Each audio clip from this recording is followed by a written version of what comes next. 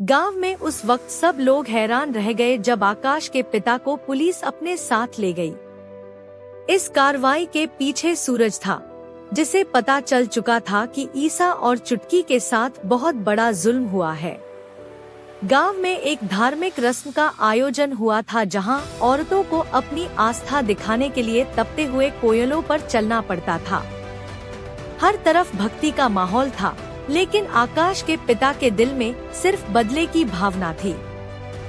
मौका मिलते ही उन्होंने चुटकी को सबके सामने जलते हुए कोयलों पर चलने के लिए मजबूर कर दिया। बेचारी चुटकी दर्द से करा उठी, लेकिन उनके खौफ की वजह से कोई भी उसकी मदद करने की हिम्मत नहीं कर सका।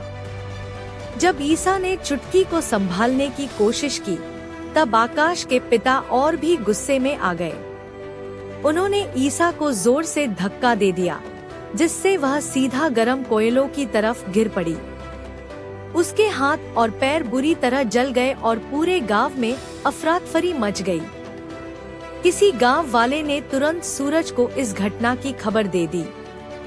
एक ईमानदार पुलिस ऑफिसर होने के नाते सूरज बिन उसने पहले ईसा और चुटकी की हालत देखी और फिर मौजूद लोगों से पूरी सच्चाई सुनी। कुछ लोगों ने मोबाइल में रिकॉर्ड की हुई वीडियो भी दिखाई, जिसमें पूरी घटना साफ नजर आ रही थी। सबूत देखते ही सूरज ने कानूनी कार्रवाई का फैसला किया और पुलिस ने आकाश के पिता को गिरफ्तार कर लिया। जिस आदमी से पूरा गांव डरा करता था, आज वही हथकड़ी पहने कानून के सामने खड़ा था। गांव की महिलाओं को पहली बार लगा कि उनकी आवाज भी सुनी जा सकती है।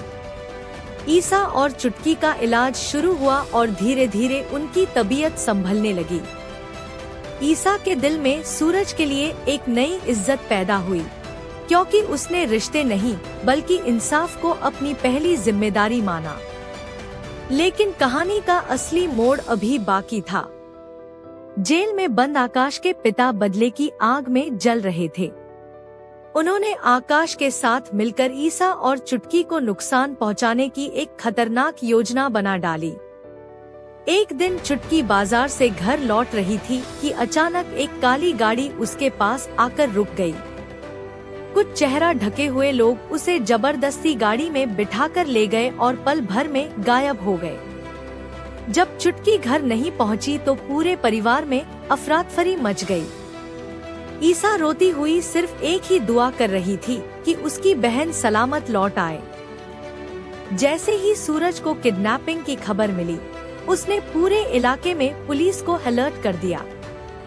सीसीटीवी फुटेज, मोबाइल ट्रैकिंग और अपने सूत्रों की मदद से पुलिस एक पुराने गोडाउन तक पहुंच गई। अंदर का मंजर देखकर सब चौंक गए। चुटकी कुर्सी से बंधी हुई थी और उसके आसपास कई हथियारबंद बदमाश खड़े थे।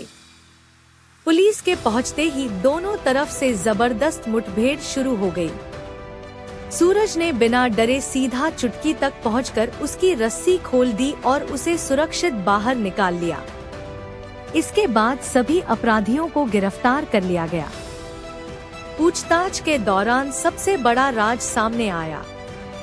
पता चला कि पूरे किडनैपिंग प्लान के पीछे आकाश और उसके पिता का हाथ था, जिन्होंने जेल के अंदर से ही अपने आदमियों को हुक्म दिया था।